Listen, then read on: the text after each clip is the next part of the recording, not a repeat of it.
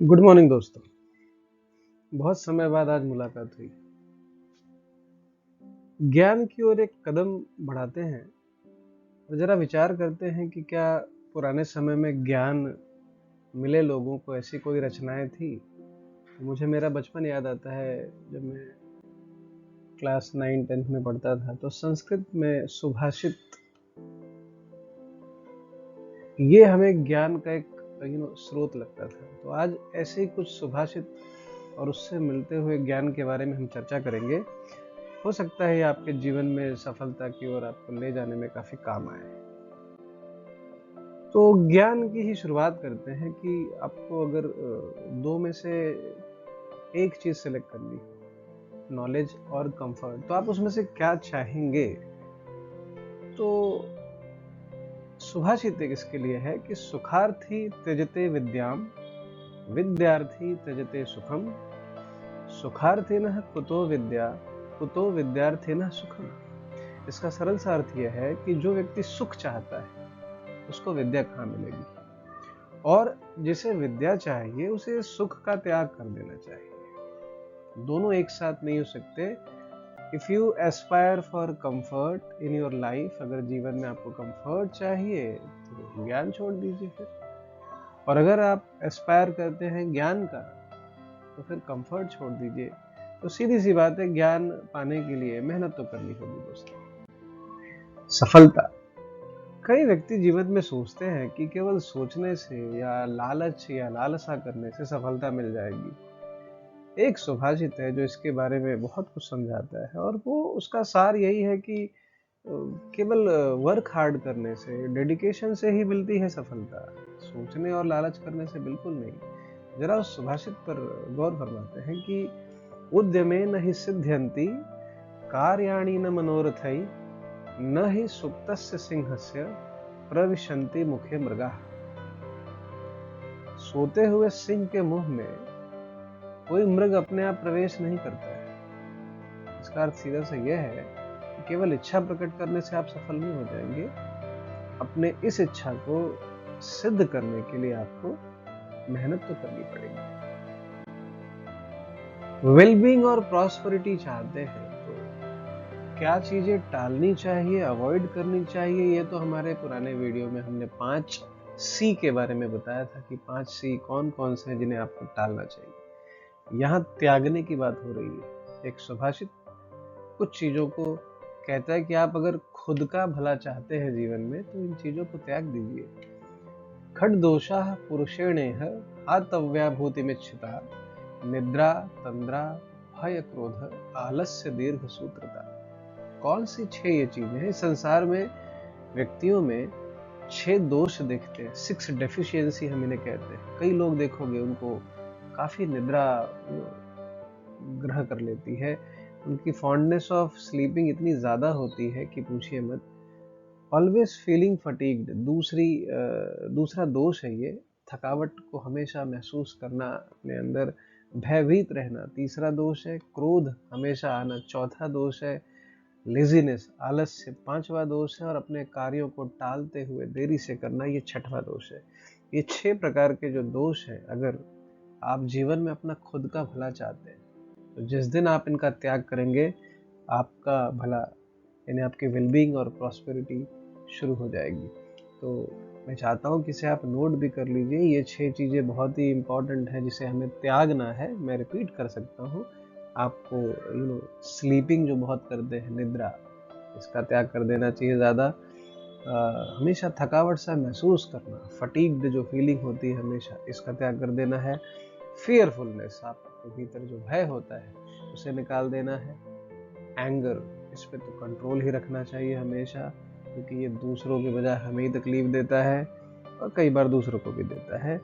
आलस्य का हमेशा त्याग कर दीजिए, और कभी भी किसी भी कार्य को करने के लिए देरी ना करिए। जो भी आपने निर्णय लिया है उसको तुरंत संपन्न कर दीजिए। तो आज आपके सामने ये 6 दोष जो मनुष्यों में मिल सकते हैं, उनकी प्रगति में बाधा उत्पन्न कर सकते हैं, जिन्हें उन्हें त्याग देना चाहिए, ये सुभाषित आपके सामने था जो ये समझाता है। एक्सटर्नल या इंटरनल, कहां से अगर एक बात की जाए कि आप एक चीज जो सोचते हैं, आप अपना भला चाहते हैं, दूसरों का भला चाहते हैं, जो भी कुछ पाना चाहते हैं, कहते हैं it should start from with in. कोई भी डिजायर, जो भी चीज आप पाना चाहते हैं, पहले उसकी अनुभूति अंदर तो करिए।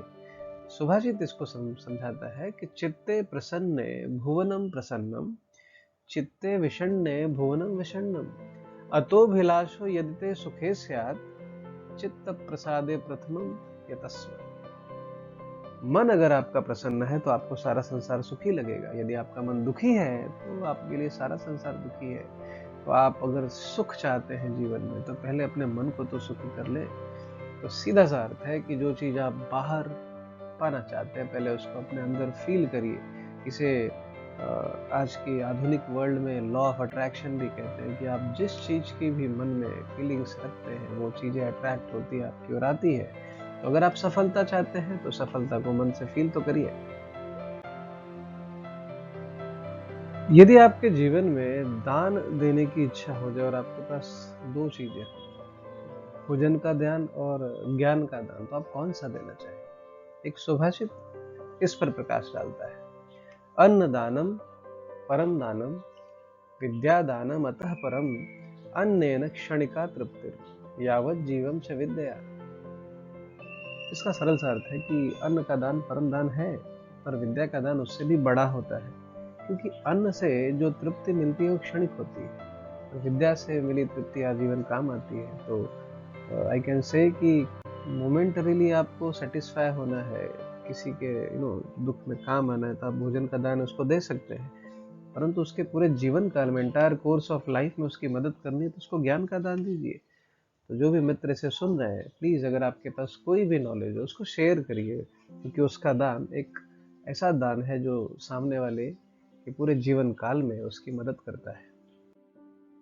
दोस्तों, लोगों के भीतर कई आदतें होती हैं, कुछ बुरी होती हैं, कुछ बहुत अच्छी होती हैं, और इसी किसी एक आदत पर हम बात करते हैं कि मैंने सुना है हमेशा कि हमेशा अच्छे मित्र बनाइए, चाटुकारिता अवॉइड करिए, चापलूसी अवॉइड करिए। ये चापलूसी चाटुकारिता पर अगर आप इस व्यंग पर जानना चाहते हैं तो हरिशंकर परसाई जी को सर्च कीजिए। उनकी चाटुकारिता भी एक कला है, इस पे जरा इस विषय पर पढ़िए तो आपको समझ में आएगा कि एक व्यंग के तरीके से उन्होंने इस आदत को व्यक्तियों के भीतर से निकालने को कहा है। तो मेरा भी ये इस समय जो हम देख रहे हैं कि ये अच्छा है या बुरा है, ये आप ही निश्चित करिए। सुभाषित इस पे क्या कहता है, एक व्यंग के रूप में देखिए जरा कि उष्ट्राणाम विवाहेषु गीतम गायन्ति गर्धवा, परस्परम प्रशंसन्ति अहो रूपम अहो ध्वनि। ऊंट के विवाह में गधे गीत गा रहे हैं और एक दूसरे की प्रशंसा भी कर रहे हैं कि अद्भुत रूप है आपका, और ऊंट कह रहा है कि कितना अद्भुत स्वर है आपका। तो इस संसार में आप देखोगे कि लोग एक दूसरे की प्रशंसा में इतने लीन हैं, और झूठी प्रशंसा चापलूसी के रूप में व्यक्तियों के भीतर का विकास रोक देता है। तो अगर जीवन में आपको मित्र बनाने हैं तो अच्छे मित्र बनाइए। हमने तो ऐसे भी सुना है कि निंदक नियरे राखिए, ऐसे व्यक्तियों को अपने पास रखिए जो आपकी निंदा करे उन चीजों पे जो आप गलत करते हैं। तो गुड है या बैड है, ये आप ही चुनाव करिए कि ये आदत जो चापलूसी वाली है सही है कि गलत है। व्यंग के रूप में आपके सामने है कि ऊंट और गधे की दोस्ती जीवन में होनी चाहिए, या ऐसी दोस्ती जो आपके भीतर एक विकास का प्रवाह करे। 3 डेस्टिनेशन ऑफ मनी, पैसों के 3 डेस्टिनेशन होते हैं। इस पर भी एक सुभाषित है कि दानम भोगो नाशस तिस्र गतय भवन्ति वित्तस्य, यो न ददाति न भुंक्ते तस्य तृतीया गतिर्भवति। पैसे कमाना भी एक कला है, पर यदि आप पैसे कमा भी लेते हैं तो उसका करेंगे क्या?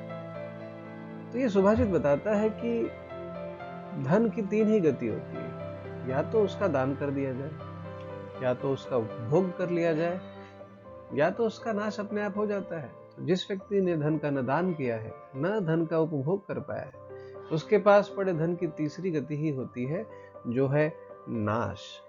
तो ये सुभाषित यही समझाते हैं हमें कि सबसे पहले आपको अपने ब्रेन को ट्रेन करना चाहिए, उसमें भरिए, उसका आहार उसे दीजिए ज्ञान के रूप में अपने ब्रेन को। फिर देखिए वो कैसे बाकी चीज़ों को हैंडल करता है। एक बार आपने अपने ब्रेन को ट्रेन कर लिया तो बाकी काफ़ी चीज़ों को वो ब्रेन हमेशा संभाल लेगा। तो जीवन में आगे बढ़ना है दोस्तों, तो ज्ञान का संचार होते रहना चाहिए। इसी ज्ञान के संचार के रूप में ये एक वीडियो आपके सामने था। आई होप ये आपको पसंद आएगा। Thank you so much.